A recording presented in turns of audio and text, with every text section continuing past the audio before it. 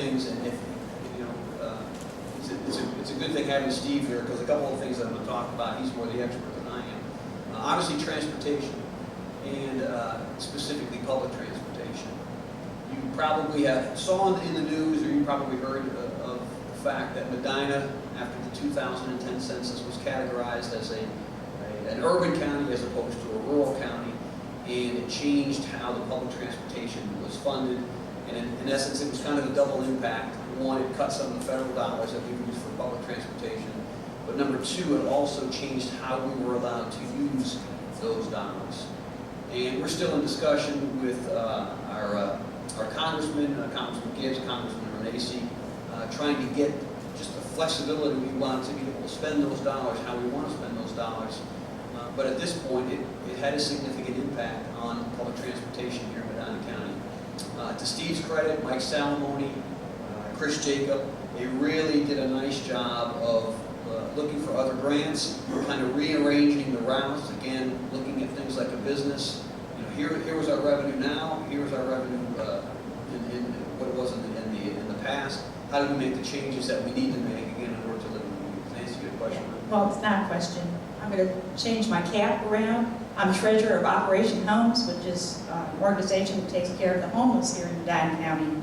And I have to thank our 3 Republican commissioners for taking into consideration the fact that there are many people in this county that live in rural areas, 17 townships in particular, that without some specialized on-need transportation would not be able to get to where they needed to get to, whether it's work, whether it's to a doctor, whether it's to a counseling appointment. And the commissioners took that into consideration and worked it out so that many of our most needy in this county will still have public transportation. So I have to give big kudos for the commissioners making that a priority. So thank you. And to Nancy's point, you know, as you know, fiscal conservatives, there's a line. You know, where do you draw the line as being compassionate and trying to fill a need for those who genuinely have a need, and where are their dollars being thrown at something that's being abused? But at least from Operations Homes, especially when we got folks like Nancy involved in the program, you understand that there's genuine need there. So that's basically the transportation piece. A lot of things in the news this year about the fiber network. And if any of you recall the news, basically about 150 miles of fiber was installed around the county, a loop that went all the way through the city of Medina down toward Wadsworth, basically throughout a loop around the entire county. And there's some misconceptions about the fiber network. The county, or specifically the Port Authority, we're not in the business of providing internet service to households. That's really not what the fiber network was about.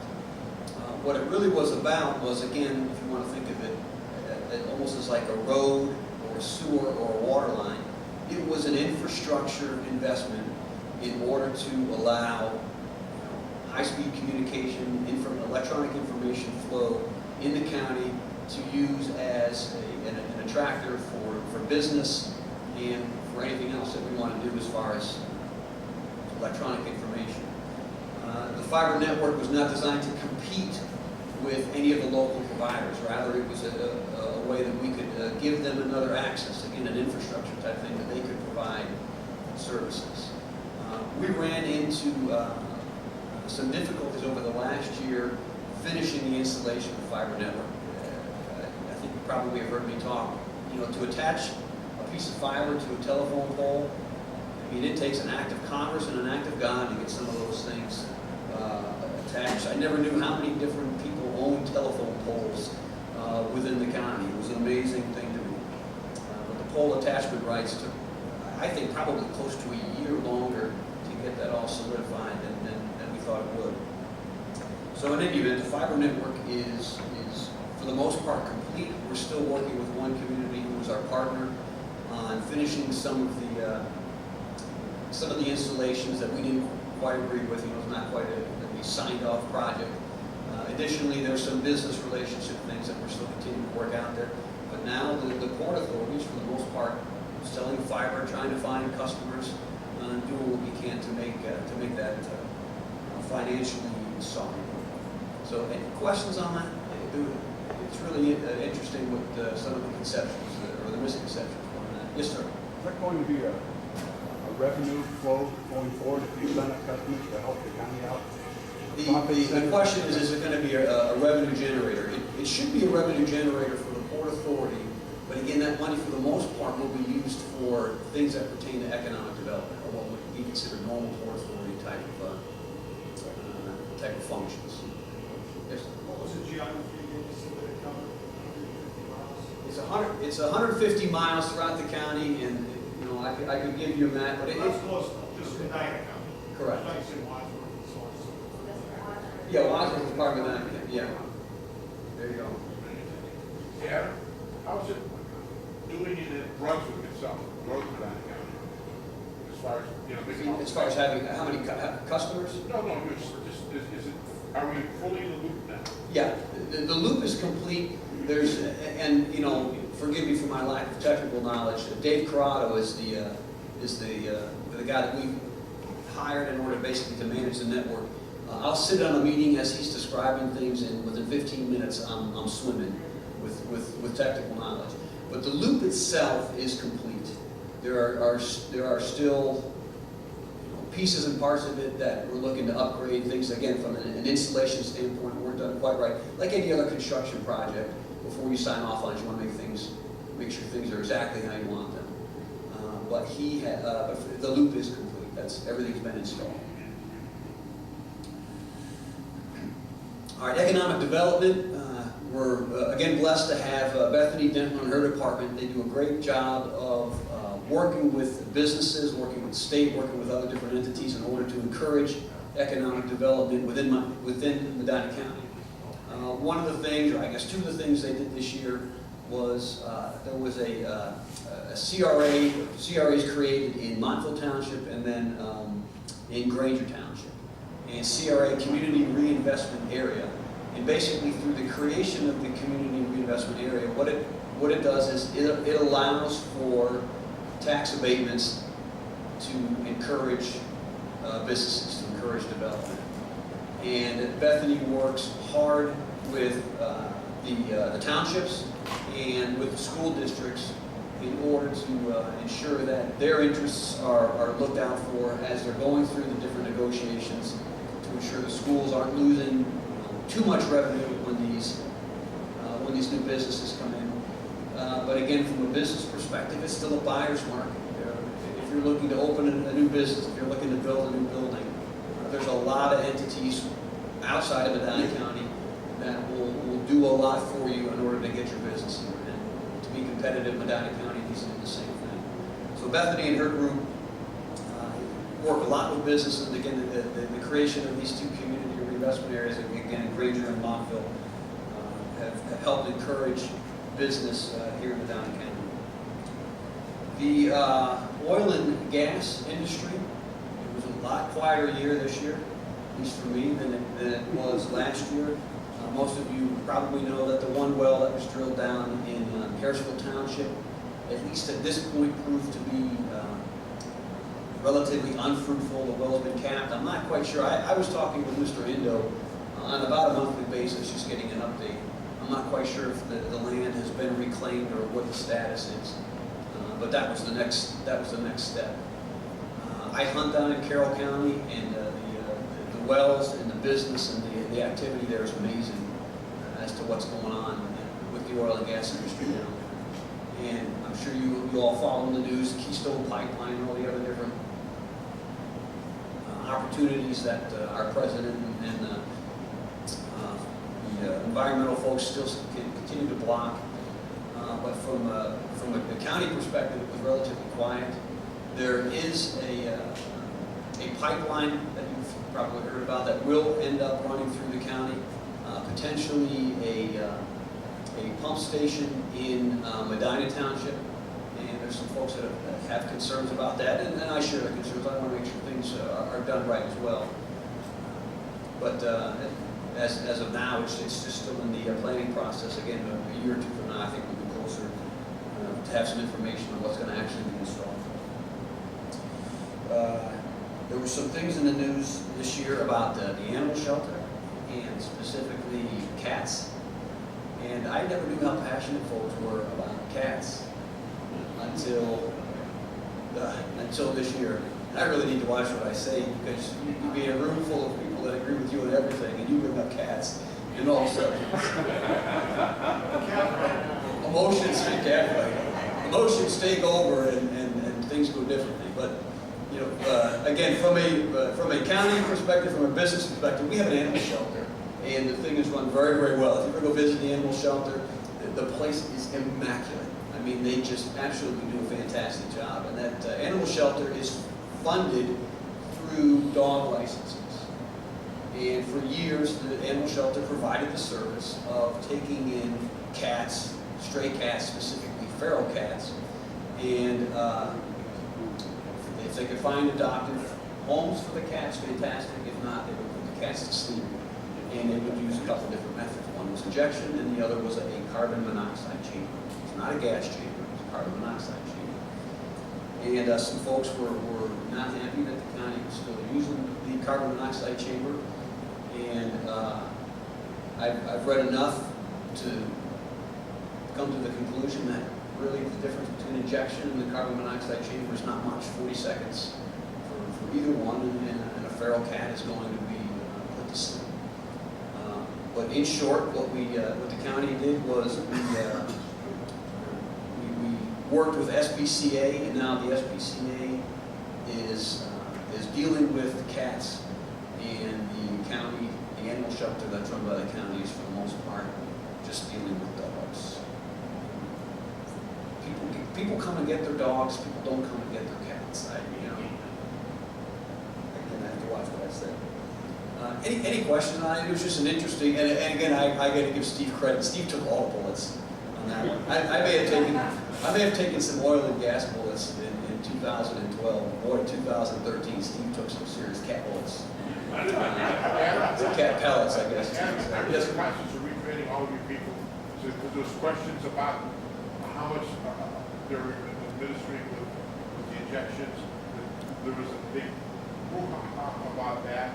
So you retrained all your people, I guess? Yeah, the other thing is a good question Cliff asked. The comment that came up was on the injections, the injections are done by the weight of the dog. And in essence, it's 1 cc for 10 pounds or something along those lines. And that's obviously to ensure that the animal, once you have to put it to sleep, and by the way, the number of dogs that get put to sleep is relatively Minimal. Yeah, yeah. One or two a month, I think, is about what the animal shelter ends up putting to sleep. And by the way, part of the reason they put the dogs to sleep is to protect the other dogs. Dogs that stay there for a long time. I'm not a pet person. I got a turtle we found at the air show. It's been in hibernation for a couple months now. I don't know anything about pets. But dogs develop kennel cough, and if they develop kennel cough, then it's contagious to the other dogs. So part of protecting the new dogs is to make sure that the old dogs don't stay there too long. But we've done some retraining, and we've made sure the folks at the animal shelter understand the importance of dotting I's and crossing T's. They were very, very good about maintaining the level of the different drugs that they have to use, and recording and doing all of that. We had kind of slipped a little bit on ensuring the dogs were the right weight, and I don't think any animal suffered, don't get me wrong. But we're just doing things according to the book. And again, I'm a manufacturing guy. You follow the process, and if this is what the process says, let's do the process. All right, so that's the animal shelter. The last thing I wanted to talk about was the courthouse improvements. Between the structural things that needed to be done on the courthouse, the roof, the things on the clock tower, again, to Chris Jacobs' credit, and also Tom Maupin, who's the, do any of you know Tom? You know Tom? Tom Maupin is the head maintenance supervisor for the county. I don't know anybody more passionate about their job, more conscientious. If you ask Tom a question about anything, you're going to get a 10-minute answer, because he knows it in and out, and he is just passionate about what he does. And the attention that he gave and the time that he spent working with the different contractors, the job that they've done to the courthouse and the repairs, specifically to the clock tower, to ensure not only that it's structurally sound, but then also aesthetically pleasing. There's been some nice work done. We've had a lot of compliments from a county perspective on the improvements that were made there. I was surprised at how many people those improvements were. It was important. So those improvements are yes, ma'am. How was it paid for? The courthouse. Well, I mean, for the most, it was we bonded. You know, we had to take some loans. We issued some bonds to pay for a large majority of it. Yeah, it was about, I think, a little over $1 million. Is that right, Steve? 1.2 was the number I had.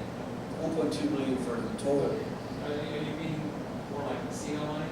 Yeah. Oh, Casino, when we yeah, have yeah. before. Rather than tax money. Understand? No, understand. Yeah, yeah. It was casino money, So it wasn't tax money. and we were able to use some of the casino money for the transportation stuff as well. I guess I should have mentioned that there too. Yes, sir. Commissioner, is there any plans on getting the clock built on? The question is the clock going to work? Yeah, there actually is. There's not too many people that do that in the country, you believe it or not. It's not a high volume business, but the plans are to make the clock actually work. The final thing I'll talk about, just because it was in the newspaper, is NOACA. And NOACA is Northeast Ohio Area-Wide Coordinating Agency. And for me to stand up here and talk to you about NOACA while Steve is sitting right there would be like somebody else coming up here and talking to you about killing deer when I kill as many more than anybody in this county. But in any event, with Maybe Steve, some animal lovers here. I'll walk the line on cats, on deer. I'm here to tell you, I kill a lot of them. That's exactly right. I've got deer liver soaking in milk in my refrigerator as we speak, so I'm having that for dinner. You're an animal lover, see? Yeah, exactly. And it only takes one shot, right? Yeah, hopefully, if you do it right. So for years, Steve has served on the NOACA board, and he knows the things that go on with NOACA like the back of his hand. And NOACA, and I'll simplify it. It's a 5-county board: Medina, Lorraine, Cuyahoga, Lake, and Geauga. I think there's 45 members that sit on the board. There's commissioners, there's mayors, there's city planners from our county. Now it's myself, Mike Slay, who's a highway engineer, Kathleen Scheitzow, who's a township trustee in Brunswick Hills, and Chris Easton, who's a city planner in Wadsworth. And in short, there's millions of dollars that come through the federal government that get directed towards, for the most part, infrastructure-related projects. There are projects that are related to air and water quality, but we really kind of try to look at those as infrastructure projects as well. And Steve and I talk, and again, it's working with Steve and Pat is a blessing to me. With Steve's upcoming election in 2014, and again, given the dynamics of Medina County, I think there's just a good chance that come the end of 2014, he'll be moving into a new job. We both thought it was good if I were to assume the duties of being on the board of the MIC so that I could start to learn more about what goes on. And I attended some of the meetings as a spectator and read as much as I could, but obviously to be involved is what's important. And the other part of that too, as far as the different boards that the commissioners sit on, I don't think there's anything that's more involved or in-depth than NOACA. I mean, I think that probably takes more time, it controls more dollars, has more information, and is a more dynamic board than just about anything. So it's a challenge for me. Again, Jim was talking, it's a challenge for me to make time to do it right, but obviously I'm committed to do that. And so I'm the NOACA board rep. If you got any questions, I would entertain them at this point. Let me help you out with the deer. Bambi is a cartoon character in Walt Disney, and deer are the animals that jump out in front of you and cause thousands and thousands of dollars in damage. My wife hit one back in November, right out on 18, if anybody knows 18, where Dr. Geisthauser's office is. And I was on the road, and she called me, she said, I hit a deer. I said, I'll be right there. So I showed up, I was on the road, I showed up, and when it's deer season, and I have a truck, in the back of my truck, I have my bow, and I've got boots, and I've got a sled, and I've got my knives. And my daughter says to, she was with me, she said, did you go home and get that stuff? I said, no. I keep that with me, it's deer season. But the short story was, she didn't hit it enough to kill it, and it ran away, but it did do $2,500. Yes, sir. It sounds like a great reality show, by the way, Commissioner, we'll follow you around. I'd like to compliment you and Steve and all involved. I've spoken to several folks in the city of Medina about how quickly you and your staff and the city of Medina reacted to the issue for the water and having alternate plans. My question is too, can you talk just briefly towards that and how city, county, whatever got together, averted, well, ended up not being an issue, but we had contention for, and if we have other contention plans for other potential, emergency disasters, where The question was basically on the water and how we avoided the issue. Well, so you probably know Jim Troike, who was the sanitary engineer. Jim moved on a few months, just about a month ago. He's now with Stark County. Amy Lyon Galvin is the interim there, and we're in the process of looking at resumes and hiring. When the Avon Lake inlet froze over, Medina County and the city of Medina buy our water from Avon Lake. So there was a concern that there was going to be this water shortage. From my discussion with Amy, if I understand things correctly, Medina County also has the ability to buy and to get water from Cuyahoga County. So,